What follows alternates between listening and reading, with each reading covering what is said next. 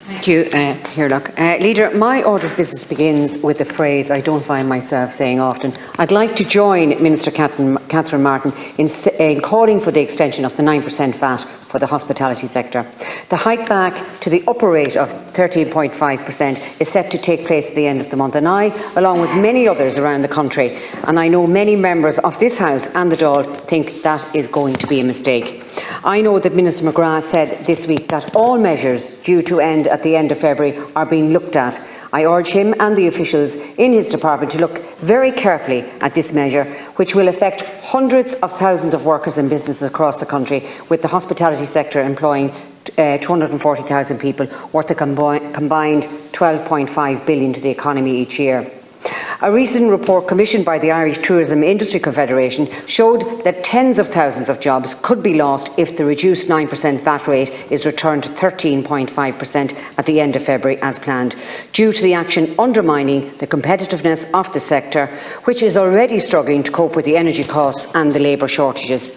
Economist Jim Power, the author of the report, states that the risk of a downturn in international travel caused by the marked deterioration in the global economy is very real and could have serious implications for Ireland's tourism industry.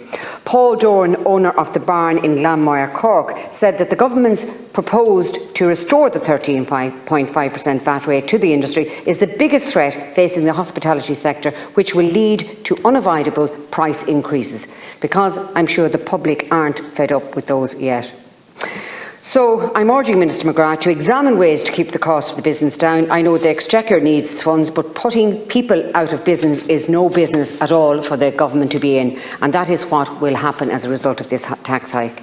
If the department is really serious about being good for business, the philosophy behind the temporary reduction in the first place, maybe it should raise that back up. But speaking of temporary, abolish the USC. More money in people's pockets, more spending, more economic growth. Isn't that the tune?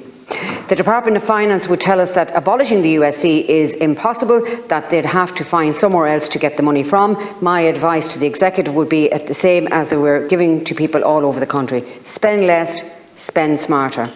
There was a time before the USC, and its absence didn't lead to planes falling out of the sky. I know the importance of business in this country, as do many in these houses, and we are very concerned for what the 1st of May will hold for those businesses. Thank you. Sharon Keogan extended others' calls this morning for the extension of the 9% VAT rate into our hospitality and cited all of the concerns that have been raised by the people in the industry with regard to the 240,000 jobs that may be put into jeopardy.